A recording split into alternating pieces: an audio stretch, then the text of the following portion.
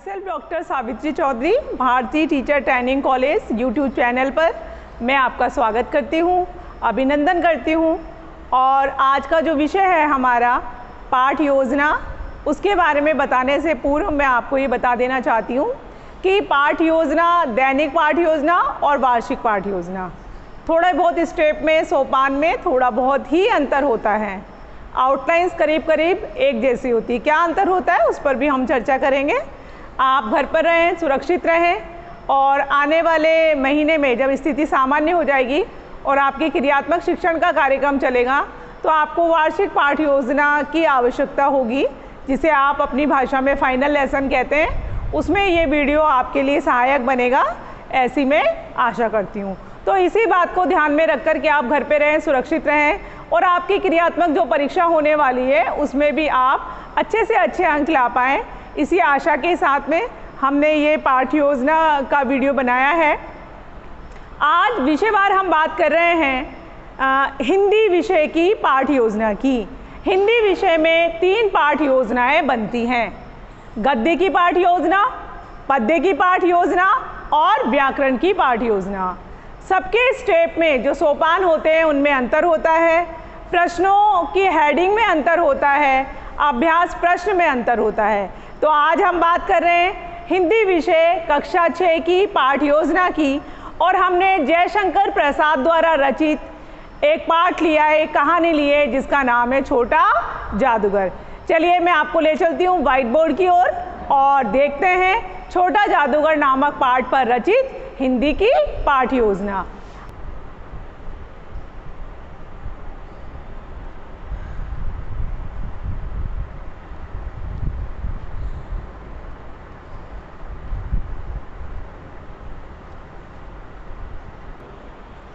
पाठ योजना को डायरी में कैसे लिखा जाता है, इस पर हम बात कर रहे हैं। जब सोपान पर चर्चा की थी हमने इसे पिछले वाले वीडियो में, तो हमने बताया था कि शामपट की पूर्तियाँ की जानी चाहिए।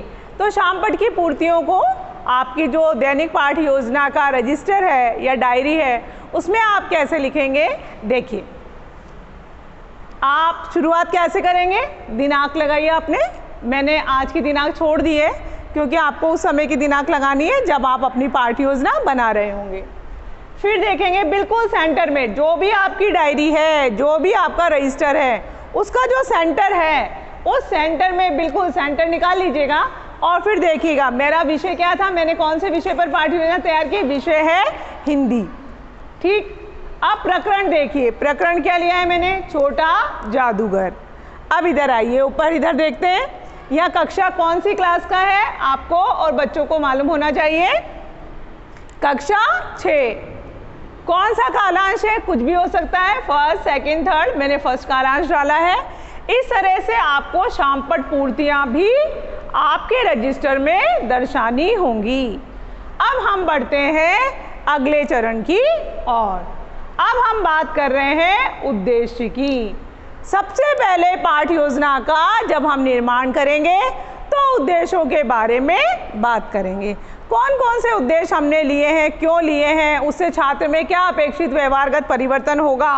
तो देखिए उद्देश्य, देखिए पहले इसका वो फॉर्मेट देखिए आप, फॉर्मेट कैसा है। यहाँ हमने क्रम संख्या लिखी है, आपको मालूम हो जाए 1, 2, 3 जैसे भी चलेगा। यहाँ उद्देश्य के लिए हमने खाना खींचा है। फिर यहाँ पर विशिष्टीकरण, जिसे एक्शन वर्ब कहते हैं, विशिष्टीकरण के लिए। और यहाँ आप देखेंगे अपेक्षित व्यवहारगत परिवर्तन। जो भी उद्देश्य हमने लिखे हैं उसका बच्चे पर क्या प्रभाव होगा, उसके व्यवहार में क्या परिवर्तन आएगा, ये भी दर्शाना बहुत बहुत आवश्यक है। उद्देश्यों का चयन ही हमने इसलिए किया है, उद्देश्यों का उपयोग हमने इसलिए किया है क्योंकि हम बालक के व्यवहार में निम्न परिवर्तन लाना चाहते हैं। देखिए अब हम बात करते हैं क्रम संख्या 1 पर आते हैं, बात करते हैं उद्देश्य की। और पहला उद्देश्य है ज्ञानात्मक उद्देश्य। अब ज्ञानात्मक उद्देश्य के भी हमने क्या करे हैं, 2 भाग किए हैं। देखिए ज्ञानात्मक उद्देश्य 2 भाग किए हैं, भाषा तत्वों का ज्ञान और विषय वस्तु का ज्ञान। विशिष्टीकरण की तरफ चलते हैं। क्या लिखा हुआ है? प्रत्यास्मरण। अपेक्षित व्यवहारगत परिवर्तन पर चलते हैं। क्या कह रहे हैं ये? इसी के अनुसार ये उद्देश्य जो हमने निर्धारित करा है ज्ञानात्मक उद्देश्य, तो इसके हमने दो हिस्से किए हैं। देखिए, भाषा तत्वों का ज्ञान और विषय वस्तु का ज्ञान। तो भाषा तत्वों का जो ज्ञान है उस पाठ में आए हुए कौन सा समास है, संधि है, उपसर्ग है, प्रत्यय है, मुहावरा है, लोकोक्ति है, समासिक पद है, क्या है वो जो व्याकरण है उसमें से कहाँ पर कौन कौन से शब्दों का उसमें चयन किया गया है, हम इस बारे में भी बात कर रहे हैं। फिर देखेंगे आप क्या कह रहा है ये ज्ञानात्मक में भाषा तत्वों का ज्ञान। हमने इसके लिए एक्शन वर्ब निर्धारित है, बिल्कुल यही फॉर्मेट होगा, प्रत्यास्मरण। अब देखें आप, विद्यार्थी जो सेट लैंग्वेज है जो हमेशा आपको ऐसे ही लिखनी होगी, विद्यार्थी छोटा जादूगर। क्यों? क्योंकि ये पाठ का नाम है, तो मैंने आप देखेंगे यहाँ पर बताया आपको, विद्यार्थी छोटा जादूगर नामक पाठ में आए तत्वों का प्रत्यास्मरण कर सकेंगे। जब आप अपेक्षित व्यवहारगत परिवर्तन के अंदर अपने सेट सेंटेंस का या एक पैड सेंटेंस का आप इस्तेमाल करेंगे, एक क्रमबद्ध कथन का इस्तेमाल करेंगे, तो हमें इस बात का ध्यान रखना है यहाँ पर कि ये जो हमारा एक्शन वर्ब है प्रत्यास्मरण, ये अपेक्षित व्यवहारगत परिवर्तन के अंतर्गत जब हमने कथन का निर्माण किया है, तो हमने जब वाक्य में प्रयोग किया है तो इस तरह से आएगा कि विद्यार्थी छोटा जादूगर नामक पाठ में आए तत्वों का प्रत्यास्मरण। तो यहाँ देखें एक्शन वर्ब थी प्रत्यास्मरण, यहाँ पर आ गया प्रत्यास्मरण। अगले उस पर चलते हैं। देखिए, ज्ञानात्मक उद्देश्य का उपभाग दूसरा, इसी उद्देश्य के हमने दो भाग किए हैं। विषय वस्तु का ज्ञान। विषय वस्तु कंटेंट क्या है, उसके लिए हमने एक्शन वर्ब क्या लिया है, विशिष्टीकरण क्या लिया है, प्रत्याभिज्ञान, पहचानना। देखिए क्या लिखा मैंने उसके लिए, विद्यार्थी छोटा जादूगर नामक पाठ में आए निम्न कठिन शब्दों, जो भी पैराग्राफ आपने लिया है जहाँ से जहाँ तक लिया है उसमें 5, 7, 8 जितने भी कठिन शब्द आए हैं उसको यहाँ आपको अंकित करना है, और करीब करीब 7 और 8 तो अंकित करने ही हैं। मैं एग्जाम्पल के तौर पे बता रही हूँ आपको, विषाद, निकम्मा, कलनाद आदि। फिर देखिए एक्शन वर्ब क्या है, विशिष्टीकरण क्या है, प्रत्याभिज्ञान। तो यहाँ हमने कहा जो कठिन शब्द आए थे उन शब्दों का प्रत्याभिज्ञान कर सकेंगे। ये हमारा था हिंदी विषय का पाठ योजना का पहला चरण, और पहले चरण में हम पढ़ रहे थे अभी ज्ञानात्मक उद्देश्य। अब हम बात कर रहे हैं दूसरे उद्देश्य की, और दूसरा उद्देश्य है अर्थ ग्रहण। अर्थ ग्रहण के भी दो उपभाग हैं, पहला सुनकर, दूसरा पढ़कर। देखिए क्योंकि विषय है, साहित्य है, तो हम इसको कैसे लिखते हैं ये हमने आपको लिखकर बताया। विशिष्टीकरण में देखिए, सुनकर अर्थ ग्रहण करना। अब क्या चाहेंगे हम, हमारा उद्देश्य था अर्थ ग्रहण करना। हम बालकों से क्या चाहेंगे, विद्यार्थियों से क्या चाहेंगे, जिनके लिए हम कक्षा में पाठ योजना बना कर गए हैं, तो हम क्या अपेक्षित परिवर्तन चाहेंगे, विद्यार्थी छोटा जादूगर नामक पाठ को सुनकर अर्थ ग्रहण कर सकेंगे। देखिए बिल्कुल लैंग्वेज ऐसी की ऐसी ही आएगी, सेट लैंग्वेज है, चाहे किसी भी महाविद्यालय का प्रारूप या आउटलाइंस करीब करीब सबकी एक जैसी है, ये लैंग्वेज ऐसे कैसे आएगी, विद्यार्थी छोटा जादूगर नामक पाठ को सुनकर अर्थ ग्रहण कर सकेंगे। अब देखिए दूसरे उपभाग पर आते हैं जहाँ लिखा था पढ़कर, तो यहाँ है पढ़कर अर्थ ग्रहण करना। तो अब इसमें अपेक्षित व्यवहारगत परिवर्तन के अंतर्गत विद्यार्थी छोटा जादूगर नामक पाठ को पढ़कर अर्थ ग्रहण कर सकेंगे। तो ये बात की हमने दो उद्देश्यों के बारे में, ज्ञानात्मक उद्देश्य और अर्थ ग्रहण। दोनों जो उद्देश्य हमने पढ़े हैं उन दोनों ही उद्देश्यों के दो दो उपभाग हैं।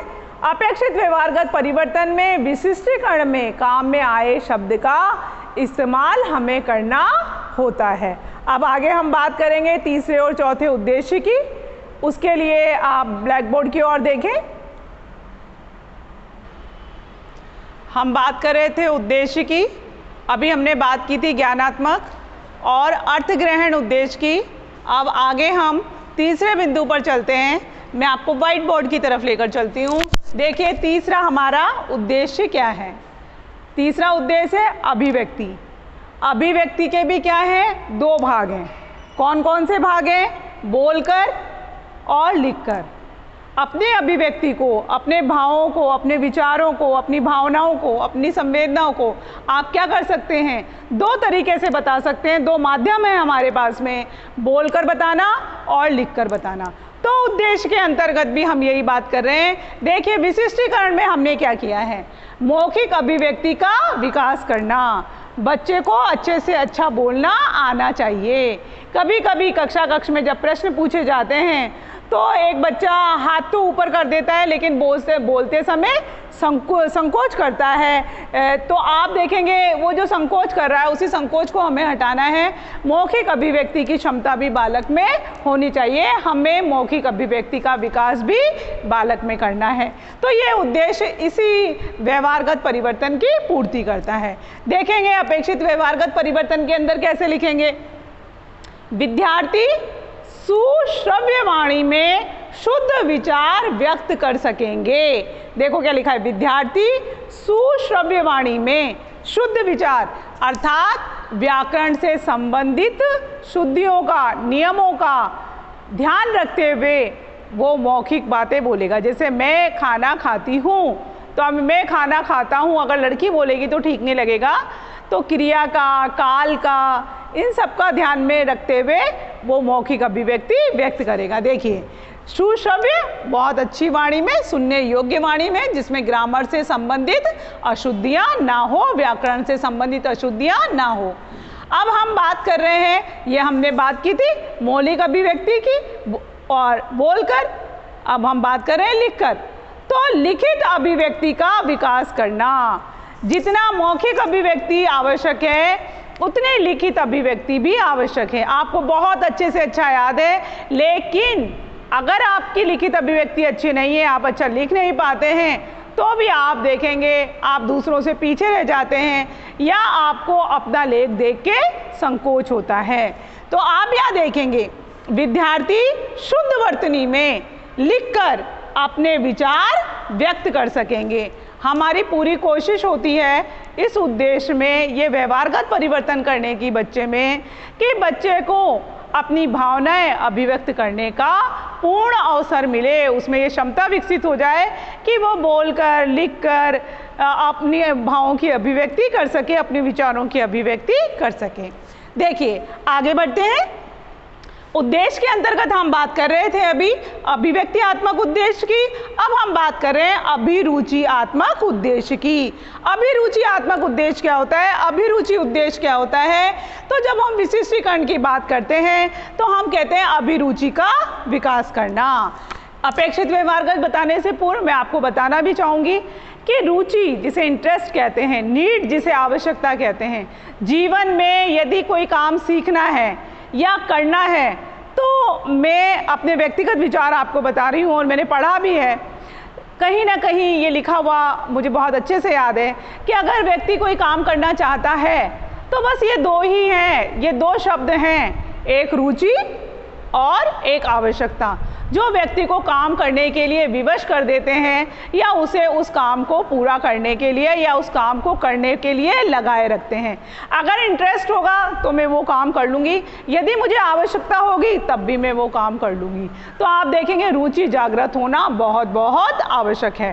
तो जब हम उद्देश्यों की बात करते हैं और रुचियात्मक उद्देश्य पे आते हैं तो बच्चे में रुचि भी उत्पन्न होनी चाहिए कि जिस भी विषय का वो अध्ययन कर रहा है, जिस भी विषय की वो पाठ्य योजना सीख रहा है, जिस भी लेखक को वो पढ़ रहा है, कवि को पढ़ रहा है, कवयित्री को पढ़ रहा है, तो आप देखेंगे कि उसे उस साहित्य के संबंध में या उसने जिस मूल्य पर, जिन गुणों पर, मानवीय गुणों पर व्यक्त होकर उसने कहानी लिखी है, उसमें उसकी रुचि उत्पन्न होनी चाहिए। तो हम अपेक्षित व्यवहारगत परिवर्तन के अंतर्गत लिखेंगे विद्यार्थी छोटा जादूगर। क्यों? क्योंकि मैंने अपने प्रकरण में छोटा जादूगर जयशंकर प्रसाद द्वारा रचित कक्षा 6 का एक पाठ है, एक कहानी है जयशंकर प्रसाद की, जिसको कक्षा 6 में सम्मिलित किया गया है। मैंने उस पाठ का चयन किया है पाठ योजना बनाने का, इसलिए मैंने उसका नाम लिखा है। आप जिस भी पाठ का चयन करते हैं उसका जो प्रकरण है आप उसका नाम लिखेंगे।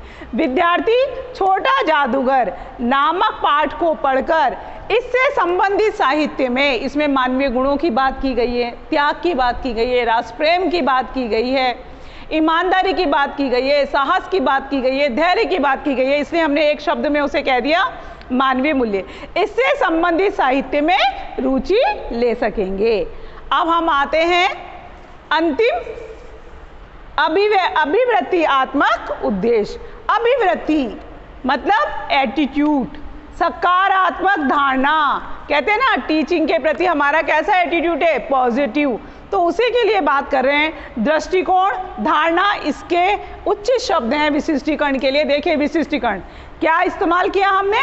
सकारात्मक धारणा का विकास करना। सकारात्मक धारणा का विकास करना इसकी एक्शन वर्ब है। अब देखेंगे क्या हुआ अपेक्षित व्यवहारगत परिवर्तन में।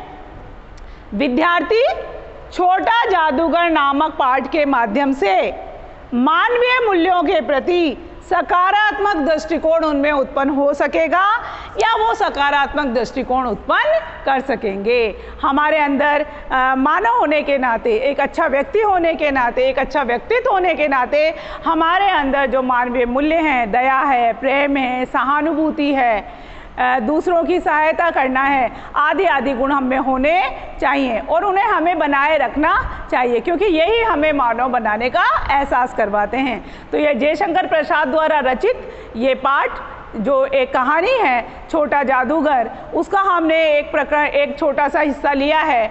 जब हम शिक्षण बिंदु की बात करेंगे तो आपको मालूम हो जाएगा वहाँ पर कि कहाँ से कहाँ तक हमने उस पाठ का एक पैराग्राफ हमने उसको चयनित किया है। तो अब हम बात करेंगे, ये हमने बात की थी उद्देश्यों की, अब हम बात करेंगे पाठ के विकास की, पाठ के प्रस्तुतिकरण की।